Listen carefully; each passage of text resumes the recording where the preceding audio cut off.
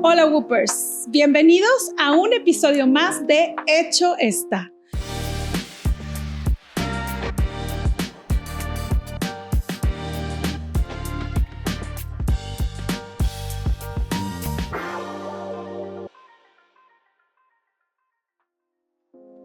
Este espacio que fue creado con la intención de crear este espacio para mujeres en su desarrollo personal y profesional hacia el éxito. Soy Brenda Knight. Hafsa, ¿cómo estás? Hola, hola, muy bien. Hola, yo soy Hafsa Sufé. Y como dice Brenda, este es un espacio en donde podemos comunicarnos, platicarnos, aprender de cosas. Y aquí tenemos una gran invitada, Rocío Licón, que tiene una gran historia por compartirnos. Y bueno, ¿cómo más puedo presentarte que mejor dándote el espacio a ti, Rocío? Muchas gracias por la invitación. Estoy muy contenta de estar este día con ustedes. Y pues, ¿qué les platico? Pues soy Rocío Licón, soy originaria de Matamoros, Tamaulipas. Llegué a Monterrey, Nuevo León hace aproximadamente 22 años. Y la razón por la que llegué aquí pues fue para estudiar. Me vine a estudiar a una universidad de aquí local. Estudié comunicación y pues ya la historia empezó a correr, principalmente relacionada con todo lo que tiene que ver con comunicación y las bellas artes, porque bueno, soy amante del teatro, el canto y todo lo que tiene que ver con el arte. Qué bonito, qué padre, Rocío. A ver, cuéntanos un poquito más. El arte, ¿desde dónde nació ese deseo, ese gusto tuyo por querer el arte, por querer expresarte? Pues mira, desde que me acuerdo, aunque suene cliché, desde muy chiquita, como que alguna vez vi en la televisión a algún niño actor y yo dije, ¿por qué él o ella está ahí y no yo? Si yo pudiera hacer eso igualito. Y entonces empecé a jugar a ser artista, ¿no? Como a imitar cantantes, a imitar conductores, a imitar lo que veía en la televisión. En mi familia no hay alguien que se dedique precisamente a cosas de arte o cultura, entonces era como una intuición como que venía desde el interior. Me gustaba mucho hablar, no tenía ninguna dificultad para interactuar con la gente, era como llegaba y me presentaba sola de que hola, soy Rocío. Ay, qué padre. Bueno, qué padre de que conocerte, y entonces ya no me paraba de que el pico y de hecho en la escuela los reportes que me ponían no era de otra cosa más que periquitos, me ponían periquitos en mi... O sea, el sello del periquito era sí, de Rocío. de que señor, es que es muy buena alumna, pero no se calla. Entonces era como para mí muy natural el conversar, el interactuar con otras personas y el cantar. Empecé a descubrir que tenía como habilidad para escuchar sonidos e imitarlos, fueran voces, acentos, sonidos, cualquiera que esto fuera, hasta algo como... Un talento súper grande. Y en las fiestas o en las reuniones familiares era como, oigan, siéntense porque tengo un show. Entonces ya era como que todos los tíos y así de que, ay, a ver, mijita, obviamente me daban un corto espacio, no tanto como yo hubiera esperado, pero pues se daba la oportunidad de poder hacer algún tipo de... Pues la gente grande le llamaba como, ay, las monerías o esas cosas de que, ay, qué linda niña, ¿no? Pero para mí era como muy en serio, de que me preguntaban de chiquita, ¿y qué vas a hacer cuando seas grande? Artista. De que, bueno, entonces como que escuchaba entre voces, ay, cuando esté más grande va a querer ser doctora, o mi mamá es química, mi papá es agrónomo, ay, algo no, como wow, ustedes. ¡Qué cambio! Y yo en mi interior de que, no. De que yo voy a ser artista. Pero pues donde yo vivía no había mucho acceso a estas expresiones, lo más que había era como clases de ballet, pero no había clases de canto, no había clases de teatro, no había actuación, no había como algún acercamiento más que la televisora local. Y fue a los 4 años justo, estaba en el preescolar, cuando una maestra entra al salón y pregunta que si alguien quiere participar en un concurso de canto. Ay, no, entonces pues yo levanté la mano así como rápido porque dije que todos nadie van me a gane, yo quiero la primera. que nadie me gane porque todos van a querer, y entonces volteo y nadie quería y yo era como, ¿cómo? Pero todos deberían querer, ¿no? Entonces pues ya yo fui la seleccionada para representar a la escuela. Era un concurso de música vernácula, era la canción ranchera y yo pues ¿cuál me sé? Y ya empecé a practicar una Y ya después le informé a mis papás que estaba inscrita en esto porque me tenían que llevar y ellos de que, pero ¿en qué momento? Y de que, pues no sé. La niña de 4 años tomando grandes decisiones sobre su vida, wow. Entonces ya llego a este concurso y escucho que hay autoridades por ahí presentes, entonces me presento ante ellas y entonces todos felicitaban a mi mamá de, oye, bravo, la entrenaste súper bien. Y mi mamá de que yo no tengo nada que ver con esto, ella así es. Y gané el segundo lugar. Un niño que tenía más enjundia que yo ganó, se llevó el primer premio, pero yo gané el primer lugar de las niñas. Entonces todos los juguetes así que eran para las niñas me lo dieron a mí. Una beca para estudiar ballet 1 año y presentarme en la televisora local para cantar en un programa infantil. Ay, no, cállate, entonces, qué historia, qué padre. Ya tenía yo el acceso para, así como aquí en Monterrey Pipo, en Matamoros era Huevolín y Huevolito, eran los payasitos así súper pro. Entonces Huevolín, que era el hijo de Huevolito, me ensayaba varias tardes así de que, o sea, yo lo vi sin maquillaje, de que él me ensayaba y así. Entonces hasta que estuve lista y me llevó a cantar a la televisión. Por ahí dicen que en el archivo de cuando el aniversario de no sé cuántos años de la televisora, de que salgo yo ahí cantando. Yo no lo he visto, no tengo esa memoria, porque la memoria que teníamos en algún atraco que hubo en nuestra casa se lo llevaron, no sé por qué ni para qué lo usaron. Hay que ir a buscarlo, Rocío, no, hay que ir a si buscarlo. ustedes lo tienen, si alguien lo tiene, por favor, háganos llegar ese momento, esa joya de la vida de Rocío. Claro, qué padre. Entonces de ahí como que para todos fue muy contundente de, ella quiere ser artista. Entonces tenía un primo que yo quería mucho, en paz descanse, y me hacía burla de que artista, pero de circo, jajaja. Entonces también era como motivo de bullying porque pues era como, vas a ser artista pero de circo. Y yo, sí, ya quisiera yo estar en un circo, ¿verdad? De que hacer lo que hacen, esos espectáculos impresionantes. Claro. Pero no, entonces así más o menos son las raíces artísticas de, pues nadie me dio el ejemplo, fue algo como que nació de mí y durante toda mi vida ha estado presente. Pues qué interesante todo lo que nos acabas de contar, porque es una historia que yo creo que hoy, vamos a llegar a ese punto porque es bien interesante todas las cosas que han pasado en tu vida, como a lo que te dedicas hoy, que de alguna manera es algo también muy artístico, desde otro punto de vista y desde otra manera. Pero bueno, pasamos de ese momento a el momento real, fuerte y resiliente. Claro. A las palabras mayores. Porque estudiaste comunicación, ¿verdad? Y después de estudiar comunicación, ¿qué sucedió? A ver, porque mira, yo creo que el camino normal es, sí me gusta estar enfrente de la tele, voy a estudiar comunicación, porque antes no había, que si había cine, que si había, o sea, no había ninguna de esas carreras. A mí no me tocó. Yo quise estudiar cine y en su momento no había carrera de cine. No había. Entonces, comunicación era la base. Yo también estudié comunicación. Entonces, te entiendo un poquito. Qué padre. Ahora, ¿qué sucedió después, verdad? Pues mira, antes de venirme a estudiar a Monterrey, yo me quería ir a México a probar como escuelas de actuación o que tuvieran que ver con el arte. Pero mi papá, pues imagínate, es agrónomo todo el tiempo, así como que claro, en el rancho, me decía, claro que no vas a ser artista, o sea, y lo decía tal cual, de que las artistas terminan locas, solas y con gatos.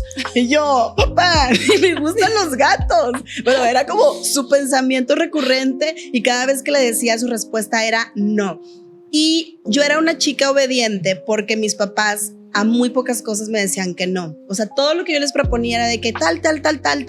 Bueno, sí. Entonces cuando me decían algo que no, sí me hacía reflexionar porque yo decía, ¿por qué me están diciendo que no? Claro. O sea, verdaderamente hay algo que no esté bien o un peligro, no sé. Entonces me gano una beca antes de venirme a Monterrey. Me gano una beca para estudiar un verano en la escuela de Patricia Reyes Espíndola y no me dejan ir. Entonces mi papá me dice, la única opción que hay es Monterrey, elige algo que te guste ahí. Y yo dije, pues, ¿en dónde puedo salir en la tele? Comunicación. Entonces yo, papá, comunicación, ya aprobé el examen, tal y tal. Bueno, llego y el primer día de clases, la maestra de periodismo es, para todos los que están aquí que quieren salir en la tele, esta no es la carrera. Y tú, y yo, ups, o sea, todo lo que hice y no es. Y entonces me dio como una pena así de, estoy aquí solo por eso. Entonces, bueno, empecé a como ya a fluir y de que ver que no solo había esa clase, había otras clases. La verdad es que me iba muy bien porque eran cosas que yo jugaba cuando era niña. Entonces, entrar a una cabina de radio, estar en el set de televisión, no sé, todo era como que no estudiaba y me sacaba 10, a diferencia de la prepa que tenía que estudiar un chorro y apenas sacaba de que ahí dignamente un 8, un 9. Bueno, y descubro que está el departamento de difusión cultural de la universidad. Y entonces hay audiciones. Y yo, ¿cómo? Hay un mundo aparte de la carrera. O sea, puedo audicionar. Entonces preparé mi audición. Llegué, hice mi fila, te dan tu número así como en... Como lo ves en la tele, ¿verdad? Como en la tele, sí, claro. Te da un chorro de nervio porque aparte todo es de que calentando la voz y estirando y entonces ves a todos súper profesionales y de alguna manera ese nervio también se convierte en aspiración, o sea, yo quiero estar ahí, pero al mismo tiempo es como en un futuro no te imaginas que ellos van a ser tu tribu, o sea, esos desconocidos que te estás topando y que a lo mejor es tu competencia de al lado, después van a ser tus hermanos del alma. Y entonces hice mi primera audición, era canto, actuación y baile. En baile me fue pésimo porque no aproveché mi beca que me gané a los 4 años para estudiar ballet. 4 años. Entonces el baile no era lo mío, pero me fue bien en actuación y en canto. Entonces me dan un personaje y pues para mí era igual como súper natural, ¿no? De que pues audicionas y te dan un personaje. Pero yo era el bicho raro porque no. Ya era como toda una comunidad muy establecida donde todos ya tenían un orden jerárquico y de entonces esta es la persona que siempre va en el primero, este es la segundo y no me dieron un protagónico, pero era como le dieron un personaje. Entonces era como, ¿quién es ella? Y yo, pues yo. Entonces empezamos como a hacer esta comunidad. Muchos de los que estaban en esa generación a la que yo me integré, ahorita están haciendo películas, obras musicales, series, cosas muy importantes a nivel nacional y local también. Y se empezó a hacer como este grupo donde, wow, por primera vez siento que pertenezco a un lugar. Porque yo toda la vida decía, pues es que yo soy rara, ¿no? Pues pero imagínate, química, agrónomo. O sea, todos eran como que otro mundo donde yo no encajaba, ni siquiera en mi colegio, aunque había niñas que les gustaba cantar. Y aquí era como, wow, no estoy loca de que él también canta, él también le pasa lo mismo que a mí, él siente o ella siente lo mismo que yo.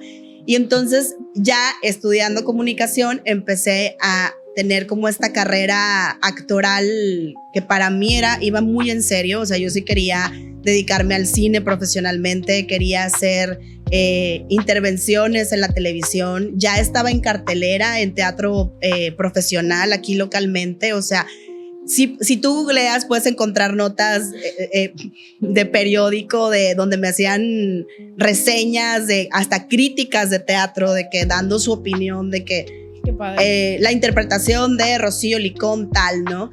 Y entonces para mí era como muy natural, ¿qué sigue? Entonces me senté con un dramaturgo muy importante de la localidad, el maestro Hernán Galindo, que fue uno de mis mentores, y le digo, maestro, pues ¿qué opinas? O sea, tú me has dado muchas oportunidades, me diste mi primer y muchos personajes estelares.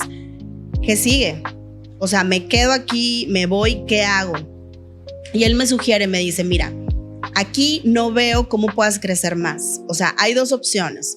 O que entres a la televisión local y a través de la televisión, a través de la conducción, puedas seguir como enlazándote, o que te vayas de aquí y que vayas a probar éxito, fortuna a México. O sea, es lo que sigue, porque aquí en este momento el cine iba en crecimiento, pero no había tantas producciones, sí había pues telenovelas aquí, pues no había, sí empezaban a ser como pilotos de series, pero no era así como que tan pujante, y entonces me dan anillo de compromiso. Ay, ok. Y entonces tengo que elegir y yo creo que esa es una de las decisiones que cambiaron mi vida de rumbo por completo, ¿no? O sea, completo. Tienes wow. Porque, o sea, una cosa es, fíjate, y a lo mejor va a sonar soberbio, pero también es para quienes nos escuchan puedan identificar para qué fueron creados y puedan tomar mejores decisiones al momento de que tengan un punto de quiebre. Y es, puede haber alguien que quiera salir en la tele o ser artista, pero no tenga el talento. Puede haber alguien que tenga las posibilidades para salir y a lo mejor no tenga la pasión. Puede haber alguien que tenga el talento y la pasión, pero no tenga los medios o no tenga las oportunidades. Pero en este caso había talento, oportunidad y medios. Y yo decidí casarme. Pero bueno, a ver, el casarte no necesariamente siempre te lleva a tengo que decidir una cosa o la otra, ¿no? En este caso sí, porque el plan no era vámonos a México. Era quedémonos en Monterrey. Y aunque no estaba escrito, porque como los acuerdos que platicábamos era de que por supuesto que vas a poder seguir actuando cuando haya tiempo. Eran las letras chiquitas, ¿no? Sí. Por supuesto que vas a poder seguir tomando clases de actuación cuando se pueda. O sea, no como una carrera o una forma de vida, sino como un muy buen hobby para lo que eres muy buena y qué padre que te gusta. Entonces, en esas letras chiquitas, como que tú mismo te vas haciendo chiquito porque te empieza a dar pena con tus suegros, con tus tíos, con la misma sociedad. Digo, a lo mejor ahorita alguien lo va a escuchar y va a decir qué tontería, pero en ese momento para mí era como, pues es que qué pena. ¿Y no lo pensaste como una banderita roja? Pues en ese momento no, porque para mí era como, pues es lo que es, ¿no? Porque yo venía de una familia como muy tradicional. O sea, era tu parte de vida en donde es lo que toca. Ajá. O realmente era, o sea, estabas eligiendo, o sea, siento que estabas como dejando algo que te apasionaba mucho por apostándole a algo que siempre te habían dicho. Ajá, que era lo que tocaba, pero creo que en tu cabeza existía la posibilidad de conjugar ambas, o sea, que ambas funcionaran de igual forma. Es que es lo que tú dices, pero también era la suma de las ideas y los miedos que mi papá me decía, que era como, o sea, ¿cómo? Vas a irte y vas a estar sola, loca y con gatos, o mejor. Sí. O sea, ¿y qué tal si fracasas? O sea, y eso ¿te creíste sí sucede? La idea limitante de tu papá? Por supuesto, y es algo que ahorita ya está trabajado y está sanado y perdonado. O sea, obviamente lo amo y lo admiro muchísimo a mi papá. Besos, papi, porque sí me ha apoyado en muchísimos otros proyectos, pero en ese momento sus miedos se permearon en mí. Claro. La sociedad y las ideas, las amigas, el público en general, como puso esa marca en mí, y el síndrome del impostor de, y si no soy suficientemente buena, a ver, porque yo no estoy alta, no estoy güera, no tengo ojos azules, que es lo que piden en las novelas para darte un protagónico. O sea, el entender como un poco la realidad y yo autolimitarme, cuando claro que hay actrices de todo tipo y claro, de todos los tipos, pero en ese momento había esos clichés en mi cabeza, no digo que en la sociedad en general, y entonces dije, pues ¿para qué hacer el switch? Mejor me voy a lo seguro. A lo seguro, claro. Al amor que me están ofreciendo, que es mutuo, pero que al mismo tiempo me está diciendo que puedo seguir haciendo cosas que me gustan. Y entonces, pues todo va a estar bien bonito porque pues voy a tener... Porque hay amor y también voy a tener espacio para mi carrera, claro, para lo que me gusta. ¿Y en qué momento se cae el telón? Pues el telón se cae cuando uno va cediendo esta como pasión por lo que hace. Porque mira, cuando tú haces eso que verdaderamente se conecta con tu misión de vida, tú tienes un brillo especial. Claro, sí, claro. Y ese brillo especial se contagia a todos. O sea, no había lugar en el que no me dijeran, pásale, o que me quitaran una cadena para entrar a un lugar. ¿Por qué te cuento esto? No es presunción, ahorita vas a entender a dónde voy con ese punto. Como con ese halo o esa energía de, wow, ella, quiero estar con ella, quiero ser como ella, quiero estar cerca de ella. Entonces, regresando de nuestra luna de miel, después de casarnos, pues entonces en nuestro proyecto de vida estaba el tener hijos. Ajá. Entonces, pues estábamos en una muy buena edad, en un muy buen momento, había una situación económica estable, entonces dijimos, claro, o sea, lo siguiente, y entre más pronto mejor. ¿Por qué? Pues porque vamos a ser papás no tan grandes y vamos a poder hacer muchas cosas divertidas con estos niños que van a venir. Y entonces vamos al ginecólogo y me hacen mi primer revisión como más exhaustiva, porque previo a eso, que bueno, a lo mejor en esos tiempos no estaba tan de moda, pero bueno, en mi contexto, pues cuando yo me caso y mi primera vez es con mi marido. Sí, claro. En la luna de miel. O sea, era algo a lo mejor no tan típico en este momento, pero en mi caso así fue.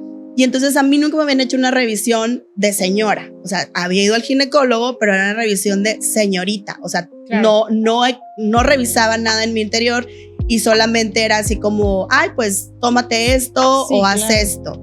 En este momento me hace mi primera revisión de señora casada, por supuesto. Y entonces veo la cara del doctor y me hace una cara así como... Y yo, no, ¿qué está viendo ahí? O sea, sí, de que... Ay, no, el terror de todos, ¿verdad? Sí, de que cuando llegas al doctor y te revisan y hace una cara y dices, chin, y ¿qué yo, está pasando? Moriré. Entonces fue así como... ¿Qué está pasando, no? Y entonces él me dice, mira, no te puedo dar un diagnóstico ahorita, necesito hacer más estudios. Ya cuando te dicen, necesito hacer más estudios, desde sí, claro, o sea, ¿de qué me está hablando? Entonces empieza un proceso para el cual no estábamos preparados mi pareja y yo, porque pues, bueno, me mandan a hacer la serie de estudios y el resultado que me dan es que tengo un defecto congénito de nacimiento en mi útero. Se llama útero bicorne y es una malformación que, o sea, tal cual el doctor me dijo, tú no hiciste nada para provocarlo, así naciste. Así como nací artista, así nací de fábrica. Y entonces me dicen, todos los retos para poder tener un hijo pues son distintos al de un matrimonio normal o el de una pareja normal. ¿Cuáles son los retos? Pues bueno, que la condición de esta malformación es que mi útero no tiene la forma general, sino es como un corazón y una parte está atrofiada. Entonces solamente funciona la mitad. Y la forma de quedar embarazada naturalmente pues se reduce para empezar al 50%. O sea, ya no tienes el 100% de posibilidades. Ahora, la otra cuestión es que no te pueden dar estimulación ovárica tan potente porque no hay espacio para un embarazo gemelar. Ok. Bueno, es lo que me explicaba el doctor en ese momento, de que hay espacio para uno. O sea, me hicieron una operación para limpiar completamente el útero y hacer las pruebas de conducción de si podía o no quedar embarazada naturalmente. La respuesta fue sí puedes quedar embarazada naturalmente, pero pues haz de cuenta que tiene que ser en un momento donde ambos estén súper fértiles. O sea, que debe ser el momento indicado, en el día indicado, en la hora indicada, tipo, o sea, son demasiados los detalles. Ajá. Y si eso no sucede, pues no va a poder ser naturalmente. Entonces procedió con mucha cautela a hacer la estimulación ovárica. Ahí es donde vuelve a cambiar completamente mi vida porque sí te explican los efectos secundarios, pero no te leen las letras chiquitas. Y esas letras persiguiéndote. Pero a ver, yo quiero saber algo antes de, porque tengo esa duda en la cabeza. Cuando te dan esa noticia de que tú dices, es que el doctor me voltea a ver, o sea, veo su cara y ya te dan esa noticia, ¿qué sentiste? Pues en este momento fue primero como una desolación. Después fue como una rebeldía ante Dios. ¿Por qué? Porque yo siempre había sido como súper temerosa de Dios. O sea, desde chiquita en mi colegio las niñas, no sé, aprovechaban el recreo para jugar, yo iba al Santísimo. O sea, era una niña que rezaba el rosario. O sea, desde chiquita. Yeah. Entonces me guardé para mi marido. O sea, como que traté de hacer las cosas de acuerdo a la ley de Dios. Entonces como que fue voltear y fue así como, ¿en serio? O sea, ¿de qué estamos hablando? Y aparte pues mi pareja pues tampoco entendía, o sea, ni siquiera entendía. Yo creo que escuchaba como en cámara lenta lo que el doctor le decía y luego me veía a mí como entrar en esta crisis y era como, ¿qué hago? O sea, no sé cómo reaccionar ni cómo acompañarte. O sea, no teníamos ambos la madurez y el acompañamiento igual psicológico, que creo que en estos casos cuando hay estos padecimientos sí deberías ir acompañado inmediatamente de un acompañamiento psicológico. De acuerdo. Porque no sabes cómo administrar toda la información que te está llegando y que te están diciendo oficialmente eres diferente.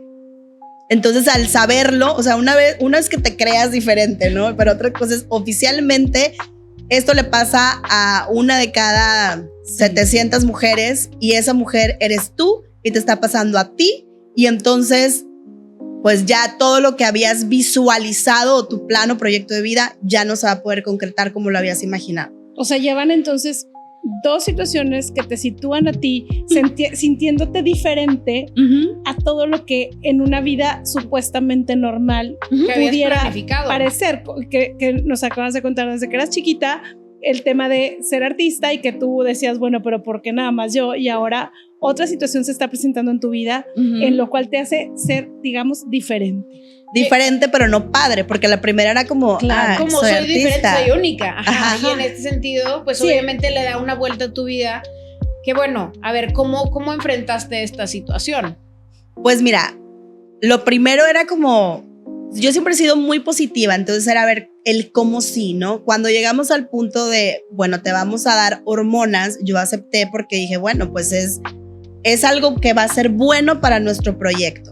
Y en lo que les platicaba de las letras chiquitas, era como, nadie te explica que los efectos secundarios en cada mujer van a ser diferentes. Claro. O sea, en mi caso, yo era una persona súper flaquita que, no sé, era apta para la televisión.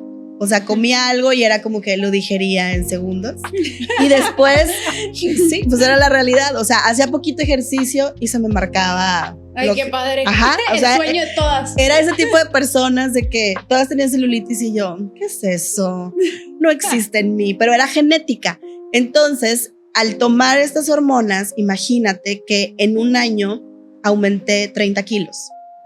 En un año. Ay, wow. Entonces, esto se empalmó con, me veo en el espejo y no sé quién es esa persona que está en el espejo. Claro. Qué vergüenza salir a la calle y que me vean. O sea, que digan, ella está fea. O sea, yo no quiero.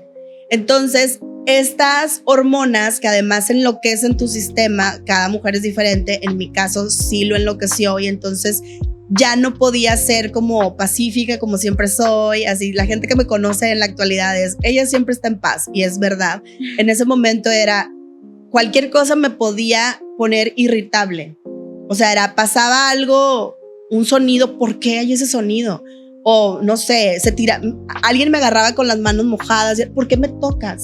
O sea, era hipersensible, pero negativamente, y entonces empecé a transformar mi carácter, mi forma de ser. Ay, no, ese charm que tenía se fue apagando. O sea, cuando me di cuenta que se había apagado, cuando llegué a un lugar y me pusieron una cadena y era como, no puede pasar. Y yo, pero ¿por qué no puedo pasar? O sea, era así como pero ¿por qué no puedo pasar si yo siempre puedo pasar? O sea, y no desde la prepotencia, sino como, así como cuestionándote. ¿Qué está pasando? ¿Qué es esta locura? Y entonces entré en una depresión muy profunda que me alejó de muchas cosas. Me alejó de Dios, me alejó de lo que me apasionaba, me alejó del amor, me alejó de todo lo que tenía que ser, y entré en un área gris así profunda. Yo creo que por unos 2 o 3 años estuve profundamente deprimida. ¿Seguías casada en ese momento? Seguía casada en ese momento. El doctor me preguntaba de que, oye, ¿estás deprimida? Y yo no. Y de que, pero tus estudios dicen que sí. No, todo está bien. Pero claro que no. Llegaba a mi departamento y ponía el celular en modo avión, no me quería cambiar, no quería hacer nada, decía que iba a hacer cosas y me dormía todo el día. No sé, lo suplantaba con otras cosas y ya cuando tenía que convivir, pues fingía. O sea, o lo llenaba con comida o recetas o cosas que pudieran como complementar. Claro. O que pudieran alegrarle la vida a otros y que pudieran hacerme invisible a mí para... Me empecé a vestir de negro. Todos los días estaba vestida de negro. Como por 8 años estuve vestida todos los días de negro. ¿Lo hacías consciente o lo hacías inconsciente? Lo hacía consciente porque según el negro enflaca. Enflaca, claro. Yo me sentía muy gorda. Entonces era pues para verme más flaca. Pero también era como, ya no quiero que me volteen a ver. Ahora te veo y ya no estás vestida de negro. O sea, ¿qué tuvo que pasar en tu vida para hacer ese gran cambio que estamos viendo ahora? Porque ahorita se te ve el brillo, se te ve la felicidad, se te ve la paz. Yo no te veo vestida de negro. Entonces, ¿qué pasó? ¿Cómo le diste la vuelta a todo eso? ¿Cuál fue ese momento y qué pasó por tu mente para decir, tengo que cambiar? Bueno, pues hubo un momento de quiebre que es cuando lo pierdo todo por estas malas actitudes voluntarias e involuntarias, porque obvio estás consciente de lo que estás haciendo, pero a veces no lo puedes controlar porque es más fuerte que esos impulsos como instintivos o mecánicos o eléctricos de tu cerebro.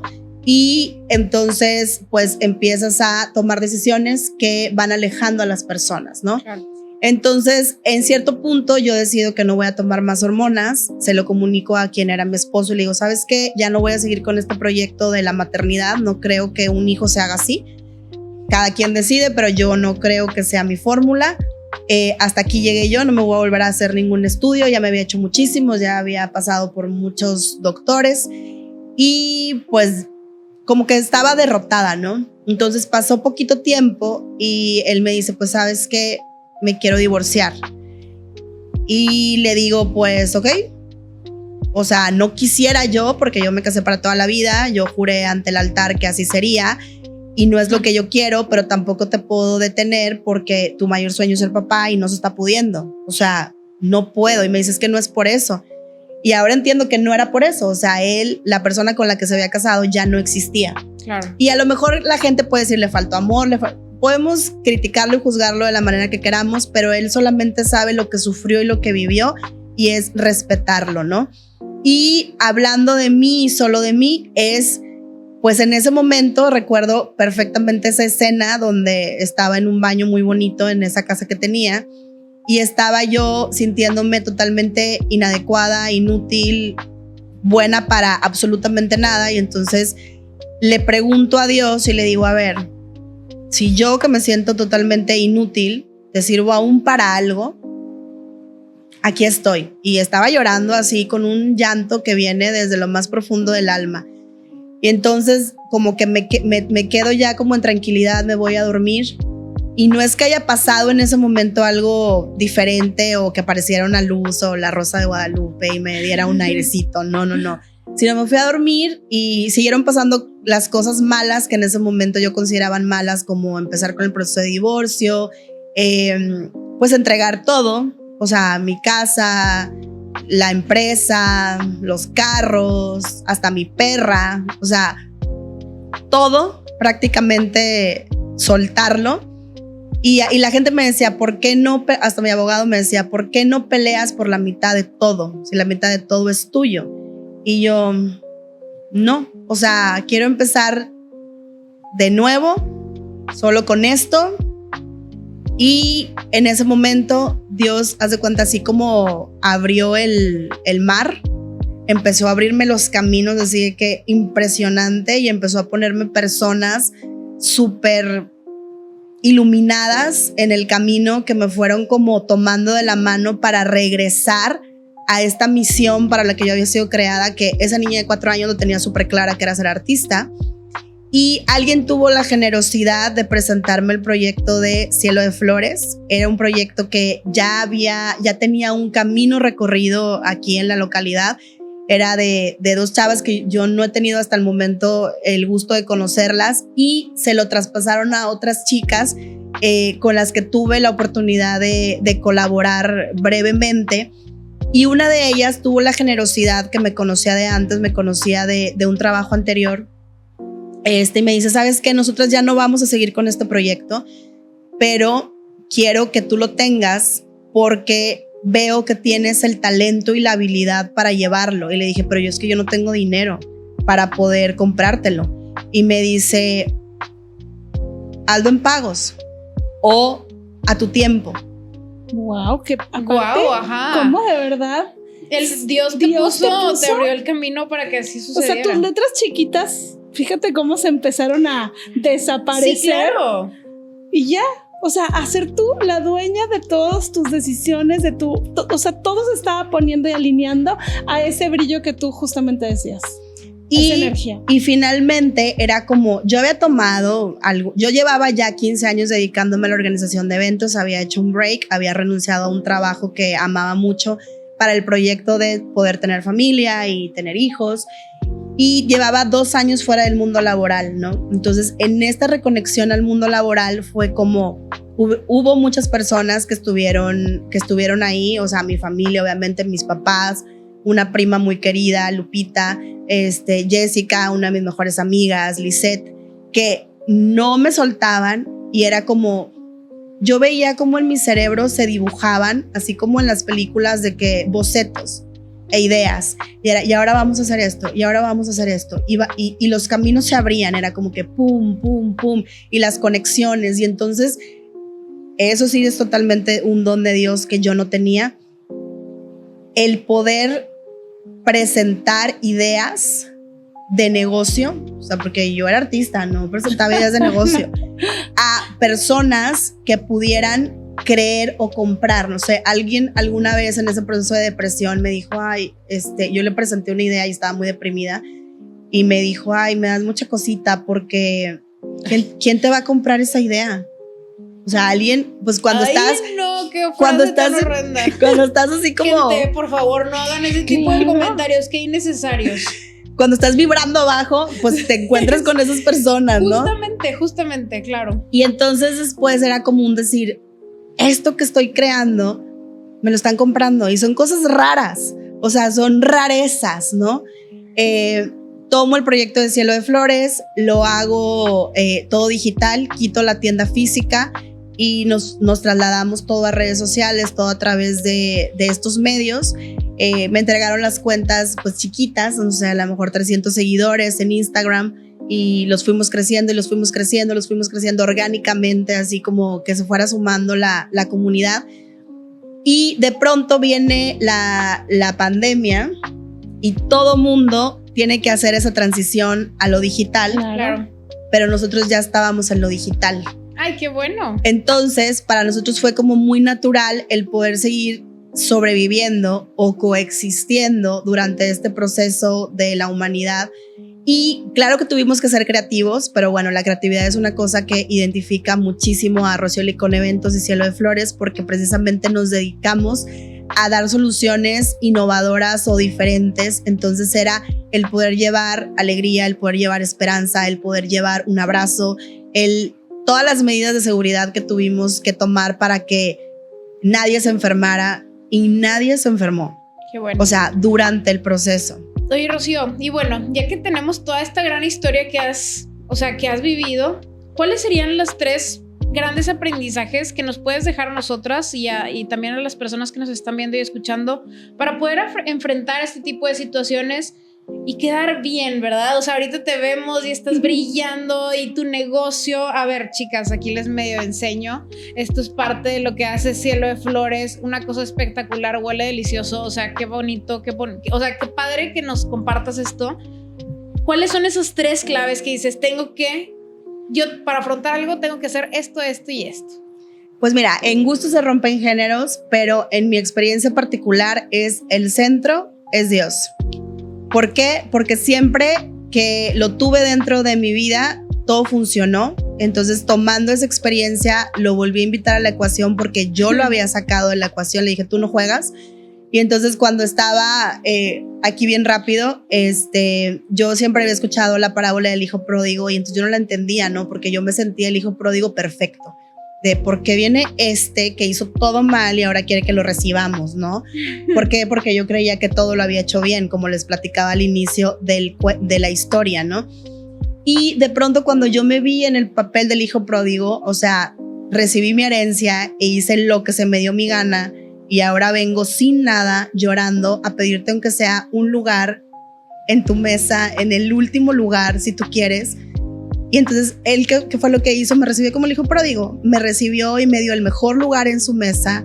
Me recibió y me puso un anillo para hacerme digna de nuevo ante sus ojos y hacerme resplandecer ante su rostro.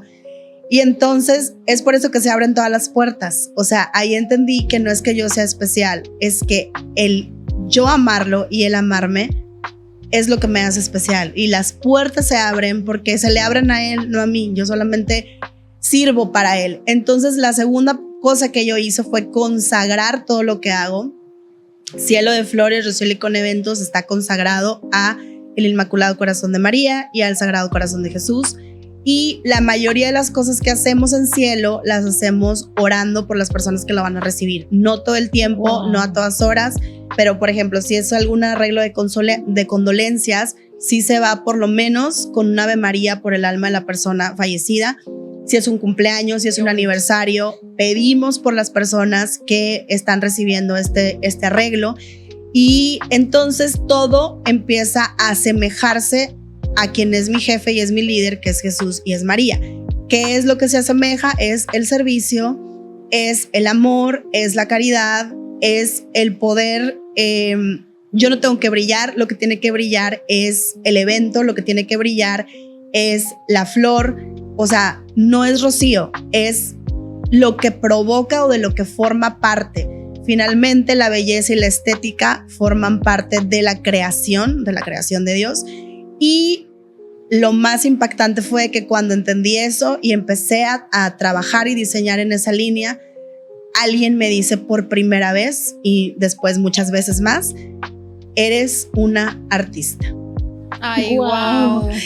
Qué bonito. Que no te podía dejar de escuchar y mientras te escuchaba pasaban por mí muchísimos sentimientos que transmites. De verdad que me encantaría que poderles transmitir lo que se siente en este momento que estamos grabando, porque incluso veo la cara de la producción y tienen la misma sonrisa que tenemos nosotros. Qué bonito, de verdad, que siempre un poder mayor existe sobre nosotros y cuando le damos también ese valor y aparte hacemos algo por los demás, como tú dices, es que intencionar un ramo de flores.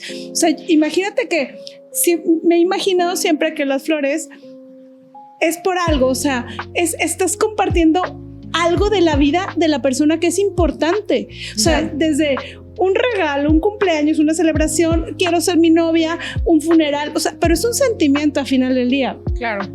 Entonces, qué padre que seas partícipe, pero que hagas partícipe a Dios dentro de tu trabajo y recibir un ramo de flores que venga con una intención tan poderosa así, como una bendición, de verdad, qué padre. Qué bonito. Y seguramente, a ver, el universo da lo que recibe, ¿verdad?